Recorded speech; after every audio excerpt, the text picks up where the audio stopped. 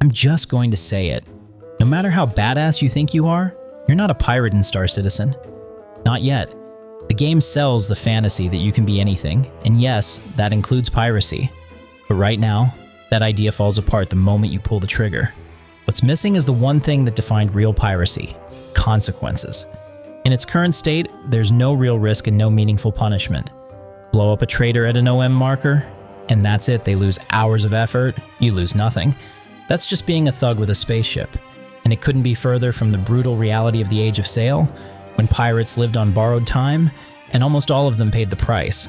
In this video, we'll explore how Star Citizen's incomplete law and order systems make piracy a consequence-free fantasy, and we'll contrast it with historical high seas piracy, where navies and nooses awaited those who chose the black flag.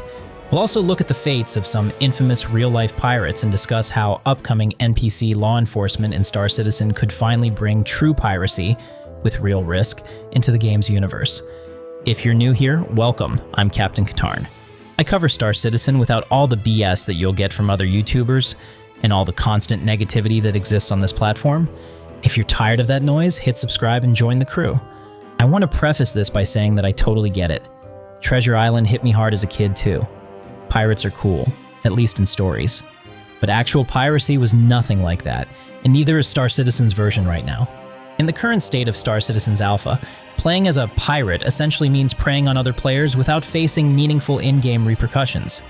There's a toothless law system right now where you can earn a crime stat and become a criminal in the eyes of the game. But the enforcement of law is minimal. That means in practice, pirates can attack and even kill other players and simply respawn with little loss, whereas their victims might lose expensive cargo or hours of progress. A user named Gallo on Reddit, a nicely apt name by the way, made a post which stated, "With piracy, there really is a near zero risk for the pirate, and yet for every other player, there is a nice, healthy risk. The pirate's potential reward comes at almost no cost to them." But why is piracy so low risk in Star Citizen right now? Simply put, the game systems meant to punish crime are not fully implemented in the current alpha. Crime stat penalties can be wiped with a quick hack, there's no meaningful police response, and outlaws can hide in pyro or grimhex indefinitely. Even destruction is meaningless thanks to insurance. Piracy is just low-risk griefing dressed up in lore. That makes the Star Citizen universe a safe playground for pirates.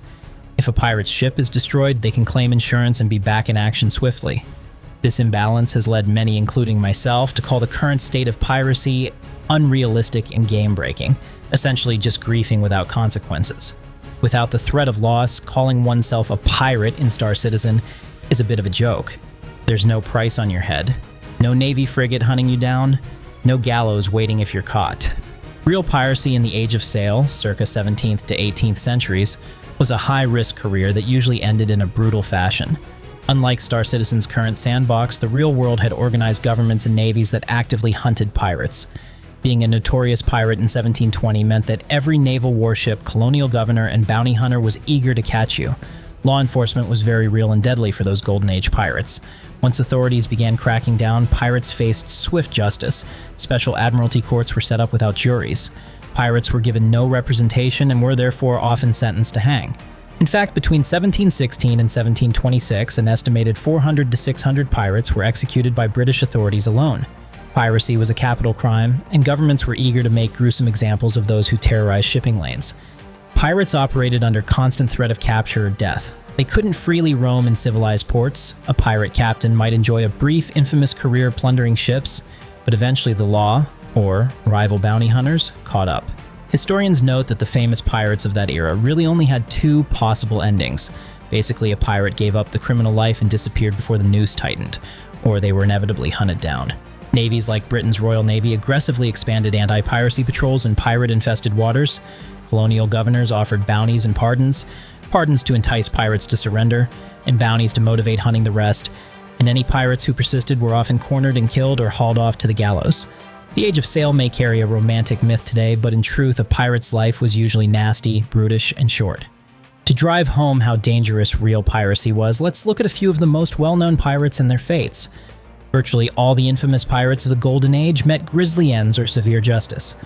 Edward Teach, known as Blackbeard, arguably the most famous pirate, Blackbeard was killed in battle in 1718.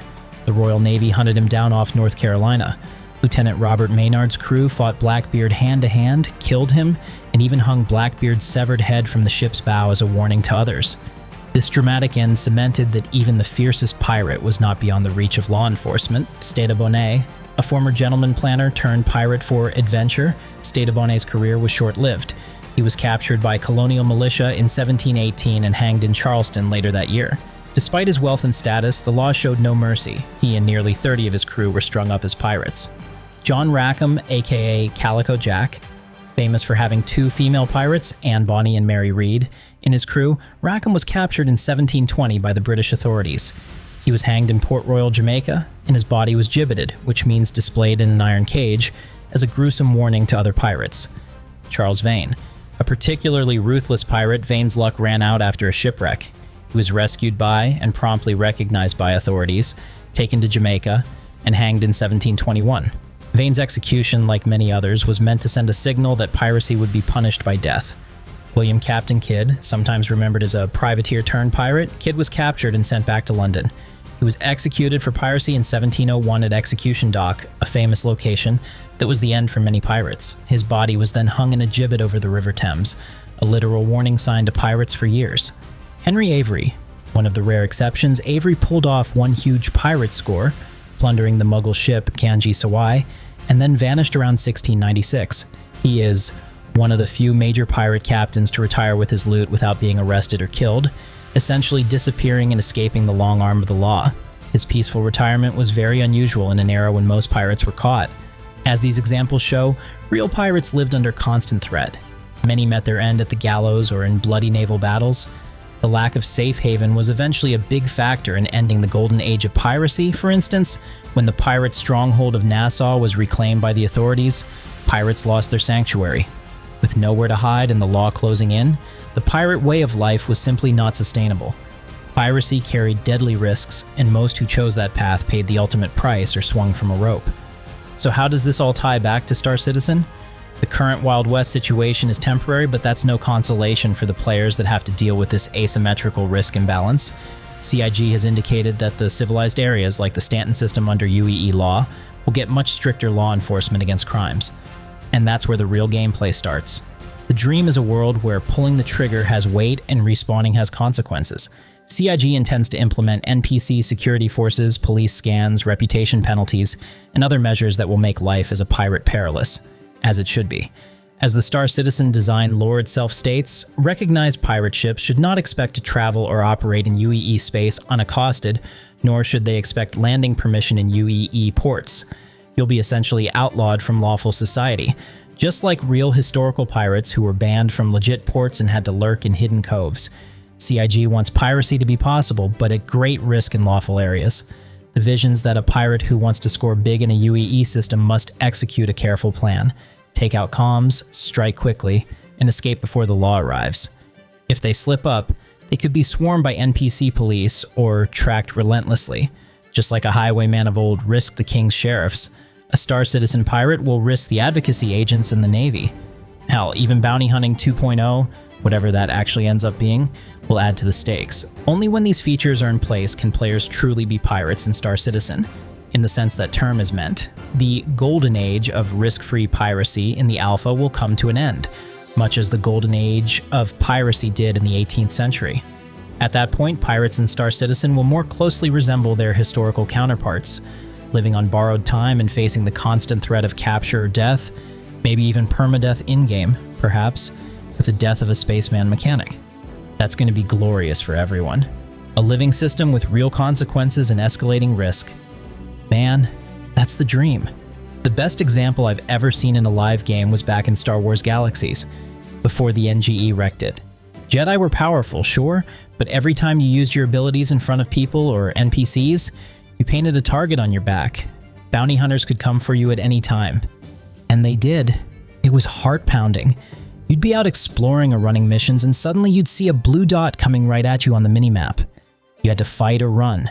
And either way, it mattered. If you died, you could lose what was then about a week's worth of grinding. It was brutal, but fair, and it made the tension real. Star Citizen is clearly borrowing from that legacy, and you can see the DNA. If they nail that cat and mouse tension with pirate players and persistent deterrent systems, We're looking at something truly special. A world where pulling the trigger means you get hunted next. And that's a game that I think is worth playing. But what do you think? Am I wrong about the nature of piracy in Star Citizen? Or do you think anything the game doesn't expressly stop you from doing is totally fair game? Let me know in the comments. I always try to respond to them all. And if you made it this far, you're already a member of the crew, so let's make it official. Hit subscribe and join us. If you'd like to support the channel further, there's a join button, Patreon, or my referral link to the Impound. Thanks for watching, and I'll see you in the verse.